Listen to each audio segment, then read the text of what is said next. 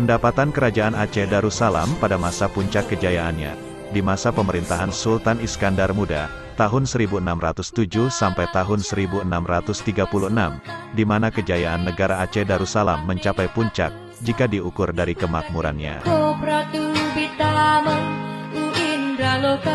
Kesultanan Aceh menjadi sebuah kekuatan ekonomi, politik dan pertahanan di kawasan Asia Tenggara. Kemajuan ini tak lepas dari sumber daya keuangan yang melimpah, dan salah satunya adalah pajak. Pajak diperoleh dari dalam kerajaan antara lain hasil pertanian, peternakan, hasil hutan dan bentuk lainnya sesuai dengan pekerjaan penduduk. Bagi daerah taklukan Kerajaan Aceh, pajak diserahkan dalam bentuk upeti yang terdiri dari hasil-hasil pertanian, peternakan, hasil hutan, emas, perak, intan, tembaga dan lain-lain, sesuai dengan kekayaan negeri-negeri tersebut. Pada masa kejayaan Aceh sudah dapat menguasai perdagangan di Selat Malaka. Salah satu pendapatan yang mendukung kas negara adalah pajak perdagangan, ketika kapal-kapal dagang melintasi perairan Aceh dan biaya cas berupa pajak yang harus disetorkan kepada Sultan Aceh untuk mendapatkan izin mendarat di Bandar Aceh Darussalam. Untuk pajak perairan dilakukan oleh orang kaya Maharaja Lela, Panglima Angkatan Perang, sedangkan pajak di pelabuhan dilakukan oleh Syah Bandar sebagai Kepala Balai Furdah, Kepala Pelabuhan.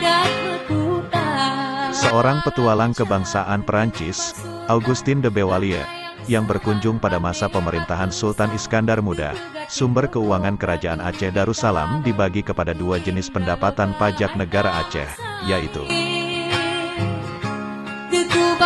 pertama, pajak darat yang dibebankan kepada setiap orang yang melakukan usaha di daerah terutama pertanian, peternakan dan penjualan barang dagangan. Kedua, pajak laut, antara lain pajak merapat kapal, izin masuk, bongkar muat, cukai melintasi perairan dan perdagangan laut. Sumber keuangan Kerajaan Aceh Darussalam selain pajak adalah surplus neraca perdagangan luar negeri, terutama lada dan emas. Hasilnya sangat melimpah karena Sultan menguasai tidak hanya komoditi, juga jalur perdagangan.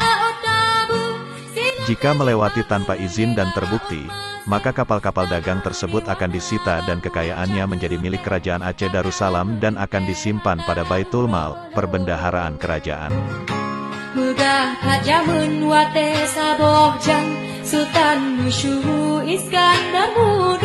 Hasil hutan dan barang tambang yang dikuasai Aceh berupa kayu cendana, kapang, damar, sari wangi-wangian, kemenyan putih, kemenyan hitam, kulit kayu manis, campli buta, cabai hutan, gading, kapur barus dan rotan. Sedangkan hasil-hasil tambang berupa emas, perak, tembaga, minyak tanah dan lain-lain. Berbagai komoditi tersebut umumnya diekspor sehingga menghasilkan devisa yang cukup besar bagi kemajuan Kerajaan Aceh.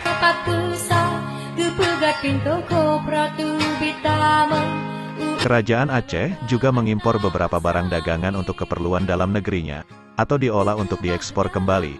Barang-barang impor tersebut antara lain, beras, gula pasir, anggur, kurma, logam, timah putih, timah hitam, tekstil, kapas, guci, sabung, kipas, kertas dan lain-lain.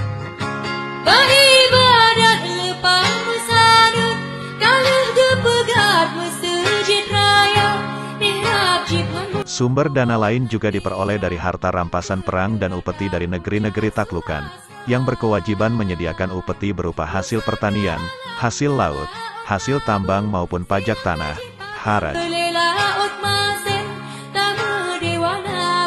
Pajak laut sendiri salah satunya adalah biaya cap, dari setiap kapal yang masuk dan mendarat di Pelabuhan Aceh sebesar 50-60 real Spanyol yang sebagian disetor ketika masuk dan sebagian lagi ketika meninggalkan pelabuhan. Sistem pemungutan pajak Kerajaan Aceh Darussalam pada masa Sultan Iskandar Muda menunjuk orang kaya Sri Maharaja Lela sebagai pejabat kepala Baitul Mal, kas kerajaan. Untuk wilayah pantai timur Kerajaan Aceh dipercayakan kepada Maharaja Mangkubumi, sedang wilayah pantai barat dipercayakan kepada Maharaja Mangkubesi.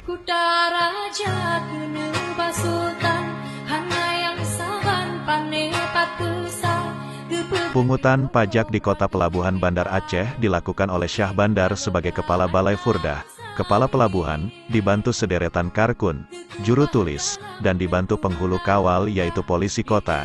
Seluruh pegawai Balai Furdah memungut cukai di Pelabuhan Aceh. Dalam Bustanusalatin Bea Cap, disebut adat cap atau adat lapik cap, umumnya dibayar dengan bahan mentah atau uang. Kepada pedagang non-muslim dikenakan pajak tambahan yang dalamnya disebut jizyah. Selain pelabuhan, tempat pemungutan pajak lainnya adalah pasar, yang ketika itu terdapat 2 lapangan besar yang dijadikan pasar di tengah kota dan yang lain di ujung atas hulu sungai.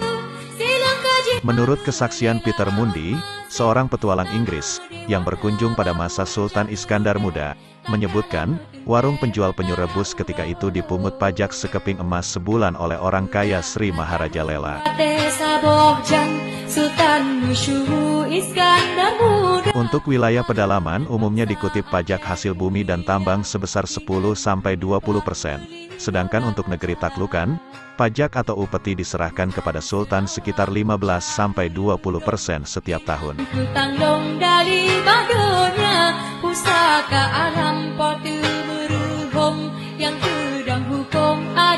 Pajak sumber pembiayaan pembangunan Kerajaan Aceh Darussalam. Keuntungan di bidang perdagangan, terutama penjualan lada, dan pungutan pajak digunakan untuk membiayai pembangunan fisik dan non-fisik, untuk kemakmuran rakyat. Sultan Iskandar Muda membangun dan merehabilitasi pelabuhan-pelabuhan dagang di berbagai daerah, Bandar Aceh Darussalam. Sebagai pelabuhan utama dunia di ibu kota Bandar Aceh Darussalam, dibuka luas menjadi pelabuhan bertaraf internasional dengan jaminan keamanan dari gangguan armada Portugis. Dibangun pula gudang-gudang dan loji-loji bangsa-bangsa asing, yang telah mendapatkan izin dari Kesultanan Aceh.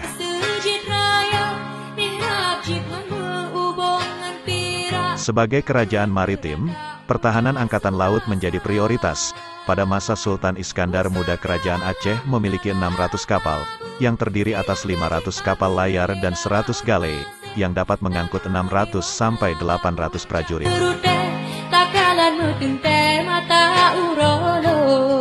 Bewali mencatat pasukan Sultan Aceh ketika itu mencapai 40-50 ribu orang, 100-200 perahu dengan meriam, dan sekitar 1000 gajah siap tempur. Persenjataan meliputi 2000 pucuk meriam, terdiri dari 800 meriam besar dan 1200 meriam biasa. Setiap saat kerajaan dapat mengerahkan bala tentara yang direkrut dari Pidi atau tempat lain. Sultan sendiri memiliki pasukan kavaleri pengawal istana sebanyak 200 orang untuk mengadakan patroli rutin di sekeliling istana dan ibu kota.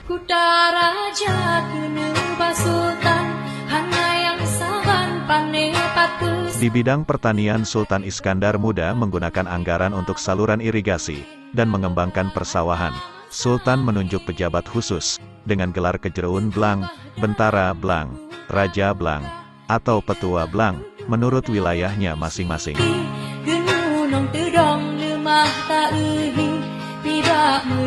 Tak heran, panen melimpah dan digudangkan untuk disimpan. Bewali menceritakan, jika panen melimpah dan diketahui ada kekurangan di wilayah lain, maka tempat itu akan dikirimkan beras untuk dijual.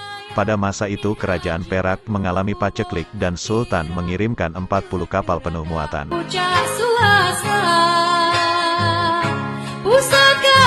Itulah kebijakan keuangan negara Aceh, politik dan ekonomi Aceh yang maju. Inilah sebabnya yang dapat mengantarkan Aceh menuju zaman keemasan, yang sampai sekarang melekat dalam kenangan Kerajaan Aceh Darussalam.